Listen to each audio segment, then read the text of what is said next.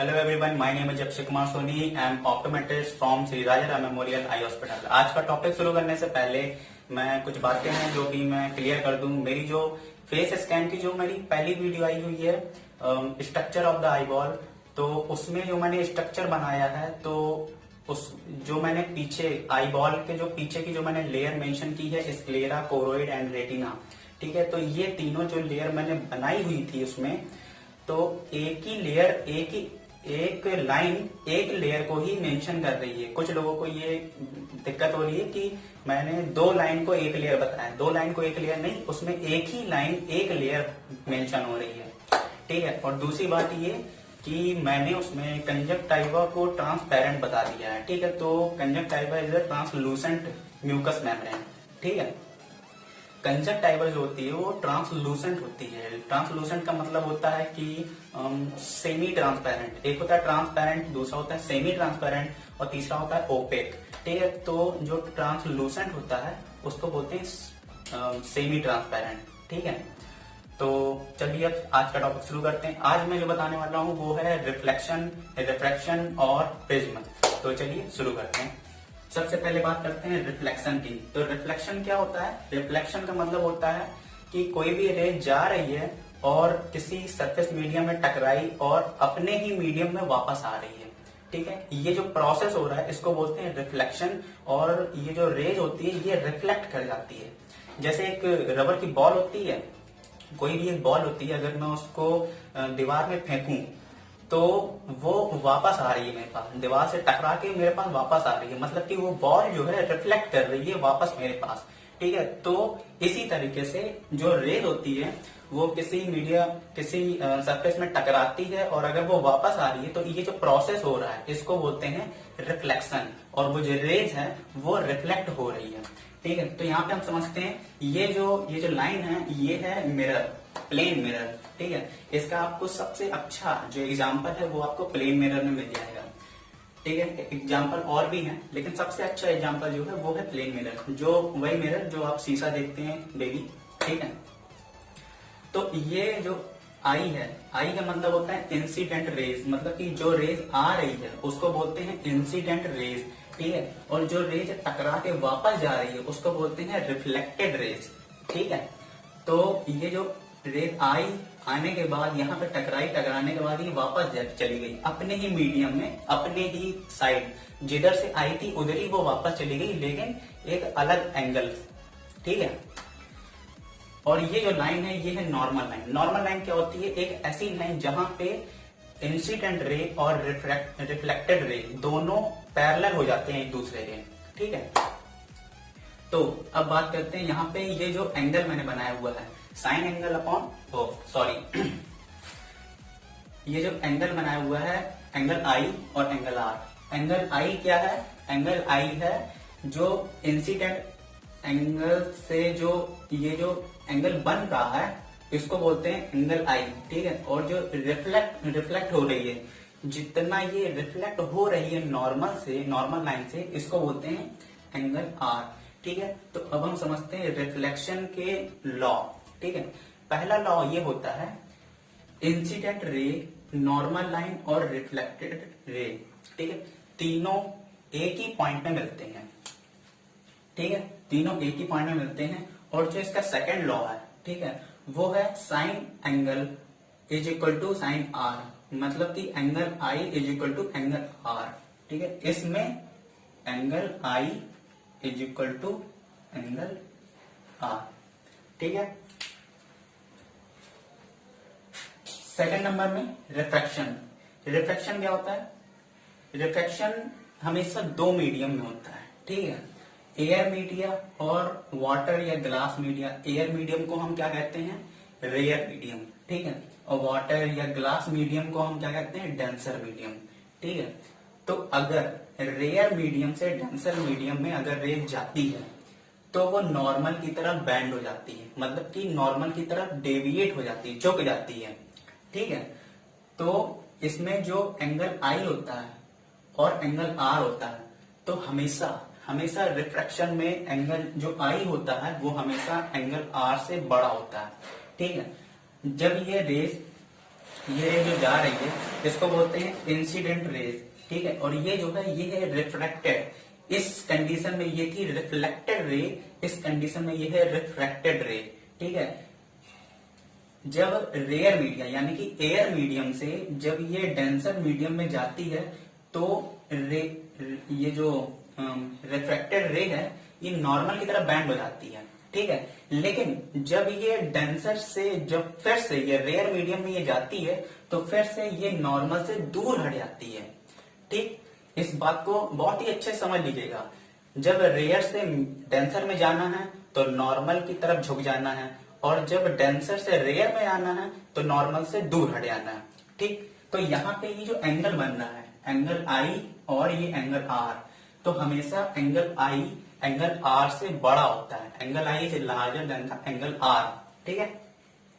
अब यहाँ पे रिफ्रैक्शन के जो लॉ है वो पहला लॉ ये है कि इंसिडेंट एंगल नॉर्मल और रिफ्रैक्टेड एंगल वो sorry incident ray normal and refracted रे ये तीनों एक ही जगह मिलते हैं, ठीक है। और दूसरा जो इसका लॉ है वो ये है sine angle upon sine R, मतलब कि एंगल आई और एंगल आर का जो रेशियो है वो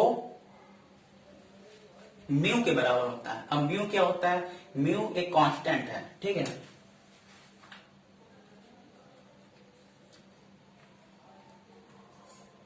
sign I upon sine R is equal to mu, ठीक है। ये सब इंटर लेवल के टॉपिक्स हैं, इसको बस मैं सुपरफिशियल लेवल में बस समझा रहा हूं, ज्यादा डीप में नहीं जाऊंगा। Sine I upon sine R is equal to mu, ठीक है। जो ये जो फॉर्मूला है, ठीक है, ये जो फॉर्मूला है यही मेंशन करता है रिफ्रैक्टिव इंडेक्स को, ठीक है। यही मेंशन करता है रिफ्रैक्टिव इंडेक्स को। तो साइन आई मतलब कि साइन यहाँ पे क्यों लगा है, अगर यहाँ पे एंगल है, यहाँ पे एंगल है तो यहाँ पे साइन कॉस टेन आपने ये सब पढ़े होंगे, ठीक है। अगर हाई स्कूल इंटर अगर आपने किया होगा तो sine cos tan cot sec cosec ये सब एंगल्स होते हैं, ठीक है। तो ये सब आपने पढ़ा होगा। तो sine I upon sine R is equal to mu, mu क्या है, कांस्टेंट है, ठीक है। तो यही मेंशन करता है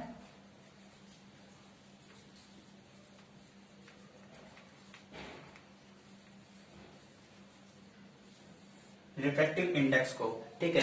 रिफ्रैक्टिव इंडेक्स हमेशा ट्रांसपेरेंट मीडियम में ही होता है, क्यों, क्योंकि ट्रांसपेरेंट मीडियम में ही रिफ्रैक्शन पॉसिबल है, और जहां पे रिफ्रैक्शन पॉसिबल है वहीं पे रिफ्रैक्टिव इंडेक्स निकल सकता है, ठीक है। और जहां पे रिफ्रैक्शन नहीं हो सकता वहां पे रिफ्रैक्टिव इंडेक्स नहीं निकलता, ठीक।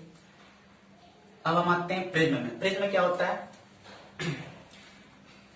प्रिज्म एक टू प्लेन ऑप्टिकल सरफेस से मिलकर बना होता है, ठीक है। ये एक ट्रांसपेरेंट होता है, ठीक है।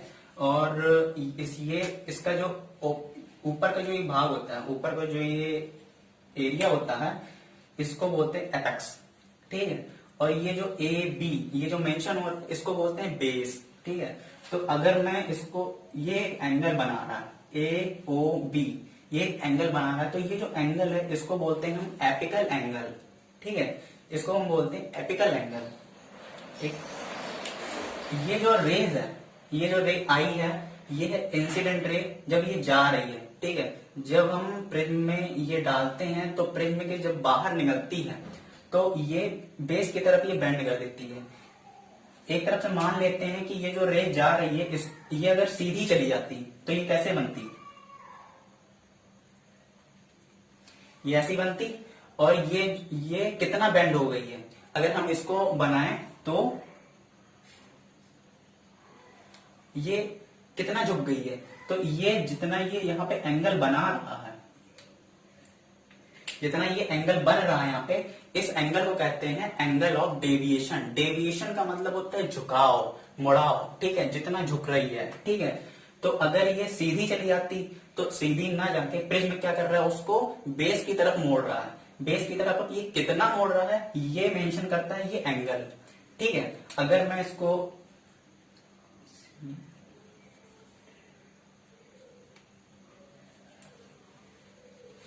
ठीक है। ये जो एंगल FEO ये जो एंगल है, ये इसको बोलते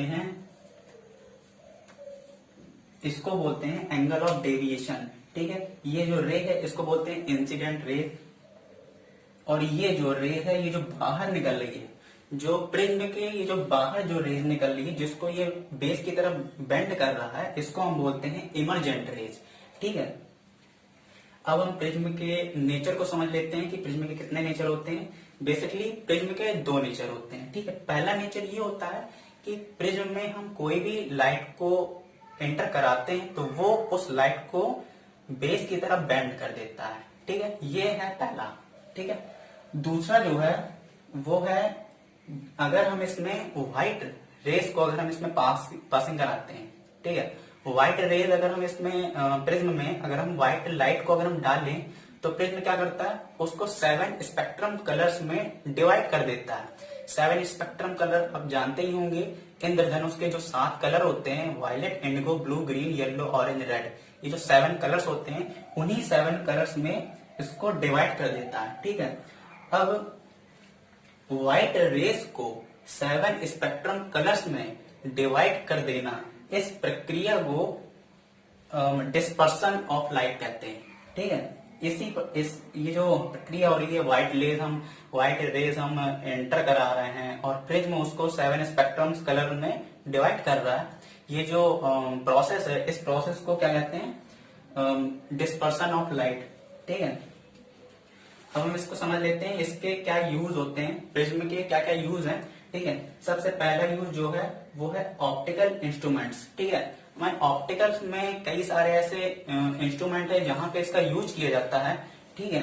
सेकंड नंबर है objective measurement of angle of deviation. ठीक है। कई जगह इस रेस को डेविएट करने के लिए, मोड़ने के लिए हम इसका यूज करते हैं प्रिज्म का।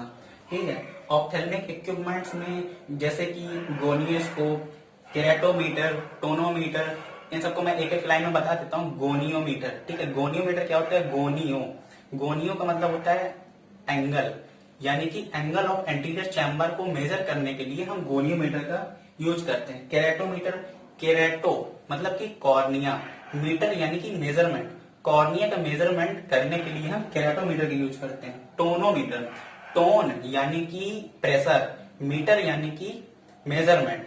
आई में एक प्रेशर होता है जिसको हम बोलते हैं IOP, इंट्रा ऑकुलर प्रेशर। ठीक है। तो इंट्रा ऑकुलर प्रेशर हम जिस इंस्ट्रूमेंट से हम मेजर करते हैं उसको हम बोलते हैं टोनोमीटर। ठीक है।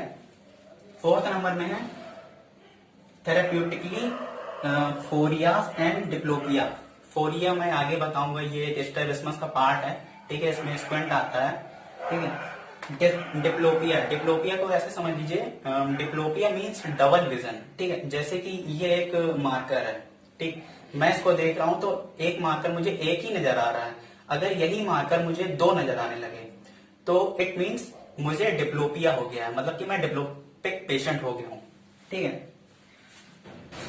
तो पूरे को मैं फिर से एक बार रिवाइज कर लेते हैं। रिफ्लेक्शन यानी कि रे जाना और अपने ही मीडियम में वापस आ जाना, यानी कि रिफ्लेक्शन। ठीक है। इसमें एंगल I और एंगल R एक दूसरे के बराबर होते हैं। ठीक है। रिफ्लेक्शन में क्या होता है, ये 2 मीडियम में होता है। ठीक है। अगर रेयर से डेंसर में जा रहा है तो नॉर्मल की तरफ झुक जाता है, और डेंसर से रेयर में अगर आ रहा है तो नॉर्मल से दूर हट जाता है। ठीक है। इसमें जो साइन एंगल I है और एंगल R है, एंगल I हमेशा एंगल R से बड़ा होता है। ठीक है। और ये जो फॉर्मूला है angle I upon angle is equal to mu, ये एक रिफ्रैक्टिव इंडेक्स का फॉर्मूला होता है, और यही सेकंड लॉ है रिफ्रैक्शन का। ठीक है। प्रिज्म क्या होता है, प्रिज्म के ट्रायंगुलर शेप का होता है। ठीक है। ये इसके ऊपर का भाग एपेक्स कहलाता है, ये एंगल एपिकल एंगल कहलाता है, नीचे का भाग ये बेस कहलाता है। ठीक है। इसके 2 नेचर होते हैं। पहला नेचर ये होता है कि प्रिज्म में हम कोई भी लाइट डालते हैं तो वो बेस की तरफ बेंड कर देता है, झुका देता है। और सेकंड है कि इसमें अगर हम व्हाइट लाइट डालते हैं तो वो 7 स्पेक्ट्रम कलर्स में डिवाइड कर देता है। ठीक है। इसके यूज कहाँ होते हैं, ऑप्टिकल इंस्ट्रूमेंट में होता है, objective measurement, angle of deviation, मतलब कि रेस को झुकाने में होता है। ठीक है। ऑप्थेल्मिक इक्विपमेंट में गोनियोस्कोप, केराटोमीटर, टोनोमीटर, ये मैं बता चुका हूँ इसमें कहाँ होता है। थेरेपेटिकली मतलब कि फोरियास एंड डिप्लोपिया इसमें होता है थेरेपेटिकली। ठीक है, तो दोस्तों आज की वीडियो मेरी यहीं तक थी। मिलता हूं मैं अपनी अगली वीडियो में किसी नए टॉपिक को लेके। उसके पहले मैं एक बात ये और बता दूं, अगर आपको कोई चीज समझा रहा हूं उसमें से अगर आपको कोई भी ऐसी बात मेरी जो आपके ना समझ में आ रही हो तो प्लीज मुझे कमेंट करके जरूर बताइएगा, मैं उसका रिप्लाई जरूर दूंगा। तो थैंक्स फॉर द वॉचिंग।